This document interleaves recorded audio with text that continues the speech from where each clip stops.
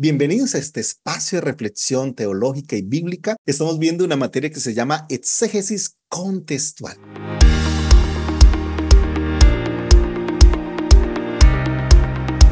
Yo sé que todos hemos visto exégesis básica o hermenéutica básica y quiero recordar algunos elementos que creo que es importante tener en claro. Lo primero es que el proceso exegético está basado en 4 puntos fundamentales, 4 pasos que son muy necesarios, que todos conocemos y yo quiero hoy simplemente mencionarlos para que queden reafirmados. El primer elemento en el proceso exegético es lo que llamamos la observación. Ahora, en esta observación vamos a responder una pregunta que es vital y necesaria. Y la primera pregunta que respondemos a la observación es: ¿qué dice el texto? Para eso estamos mirando la palabra, para mirar bien qué dice. Una buena observación es supremamente clave en el proceso exegético.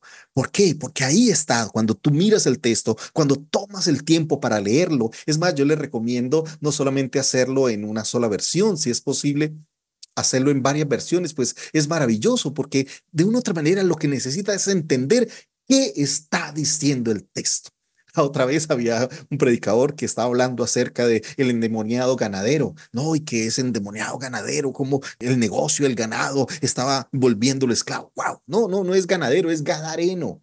Y es por la región de Gadara. Entonces, a veces uno de los grandes elementos importantes, y por eso le tomamos mucho tiempo, es la observación minuciosa, esos pequeños detalles que marcan la diferencia. Y a eso estamos llamados, ¿no? A mirar, a ser esos investigadores de la palabra que miramos los pequeños detalles. Si han visto en todo el proceso de estudio, por ejemplo, de lo que estamos viendo del libro de Ruth, han notado que me tomo en la tarea de mirar casi que palabra por palabra, ponerle atención, por qué está ahí, cómo está ahí, en qué forma está ahí. Yo creo que esos elementos son supremamente necesarios. Ahora, el segundo paso que todos conocemos después de la observación es la interpretación. En la interpretación respondemos una pregunta, es: ¿qué significa el texto? Entonces, en la observación respondemos una pregunta: ¿qué dice? ¿Qué es lo que nos está diciendo la palabra? En la interpretación ahora llegamos a pensar en qué significa el texto, cómo ese texto tiene significado. Recuerden, lo primero que yo debo interpretar es qué significó el texto para los lectores originales. O sea,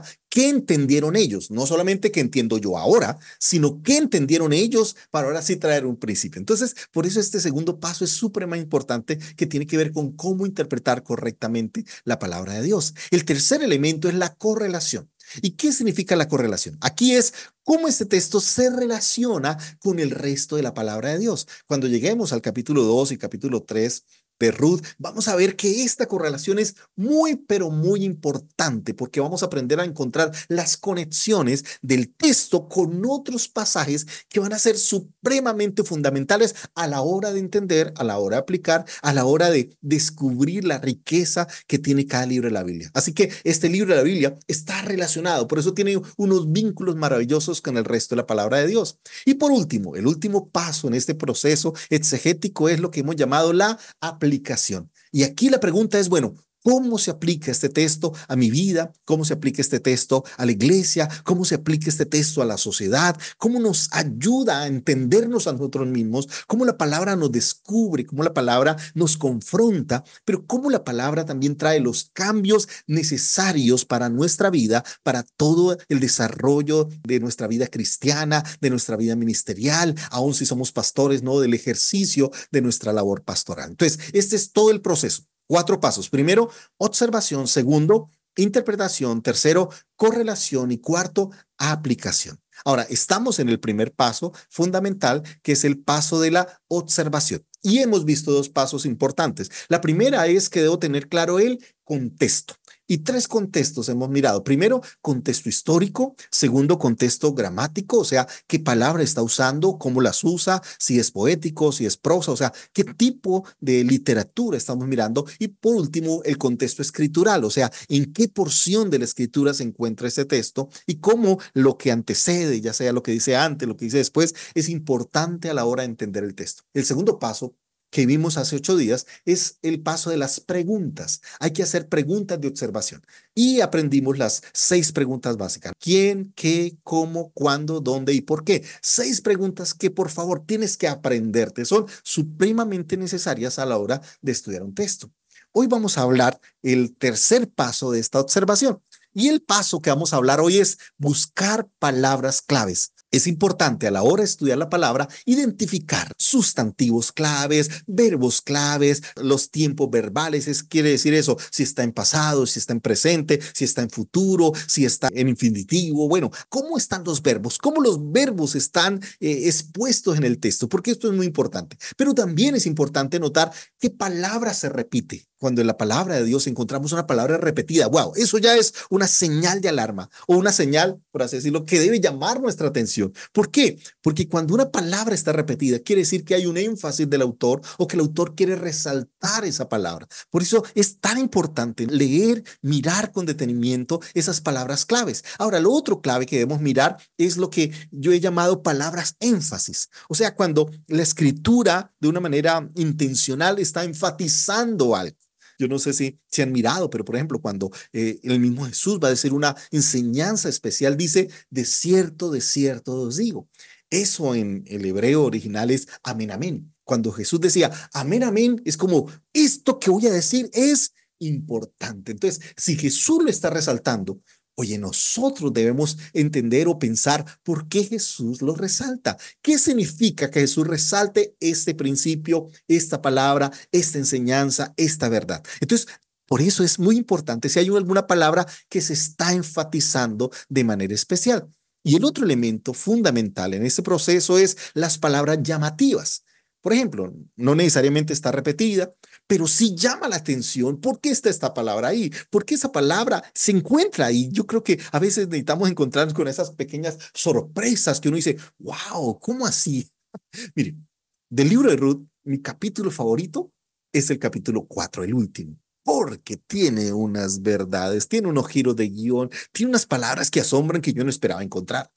Y por eso me parece tan maravilloso. Ahora también les voy a decir cuál es el versículo central, que eso lo vamos a ver cuando veamos ahí el capítulo 2. Pero el capítulo, por así decirlo, que me ha enseñado, una de las cosas que me encanta es que cuando veo una película, cuando leo un libro, es que me sorprenda. Bueno, en el capítulo 4 hay un montón de sorpresas extraordinarias, extraordinarias. Para mí es de mis capítulos favoritos que ha llenado mi corazón y de los cuales el Señor me ha enseñado muchísimo. Entonces, por eso a la hora de estudiar la palabra, por favor, revisa, toma con atención todos esos elementos que son necesarios a la hora de entender la palabra del Señor. Entonces, en este paso es importante para resaltarlo de una manera especial, es revisar cuáles son las palabras claves.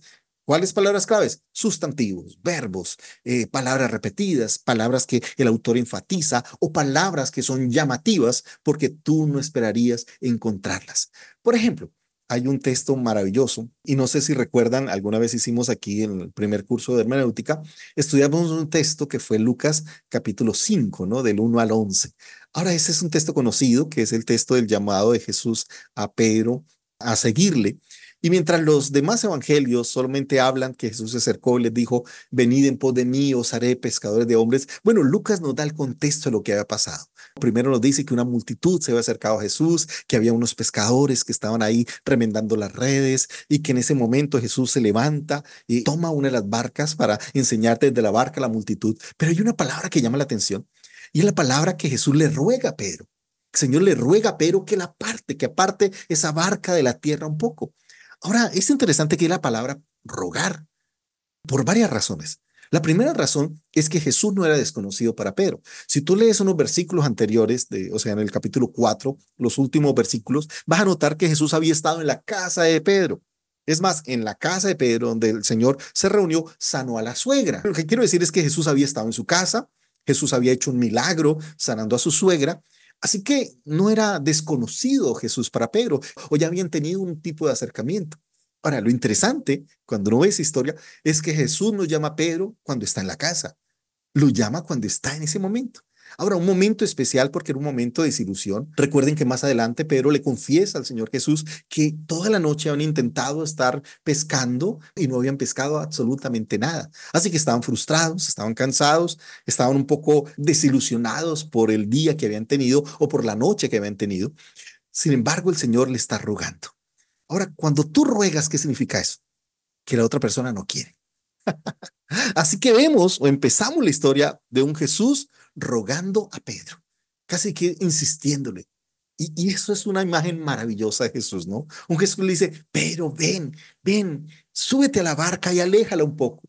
Y yo me imagino un Pedro diciendo, no, no quiero ir, estoy cansado, trabajé toda la noche, no, no quiero ir. Entonces, eso contrasta con la multitud, porque la multitud estaba ahí para escuchar a Jesús, para, no sé, ver un milagro de Jesús o para que Jesús hiciera un milagro en ellos, y estaban todos por el interés.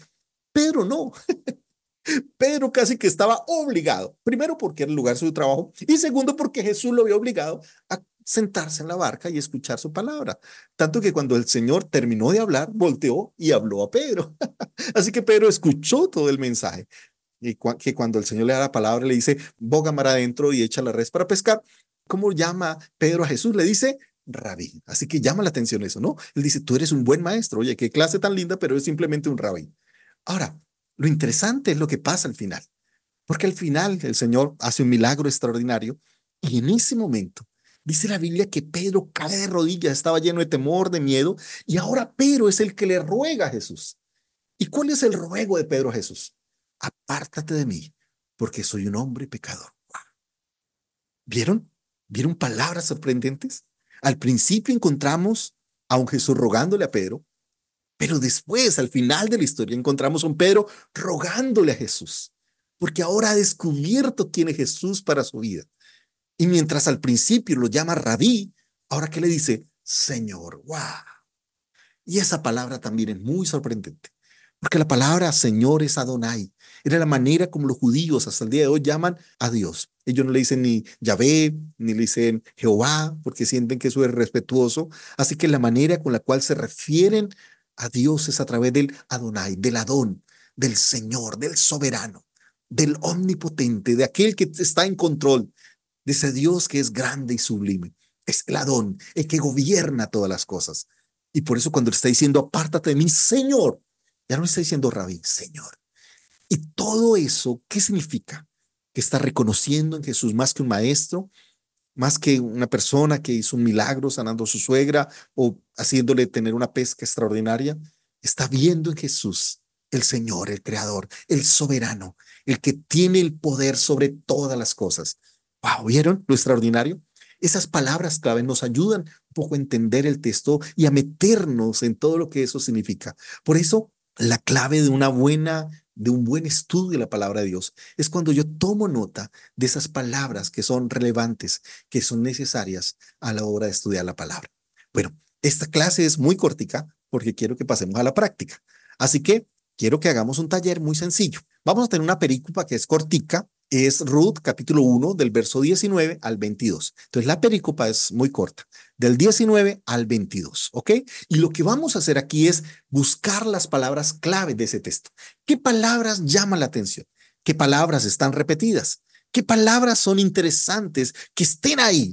Ya sea la forma que están dichas, ya sean las preguntas que se están haciendo, pero en este texto, en estos versículos, wow, hay unas palabras maravillosas, sorprendentes. Ahora, una vez que tomes esas palabras, las descubras, entonces pregúntate, ¿qué principios encuentras?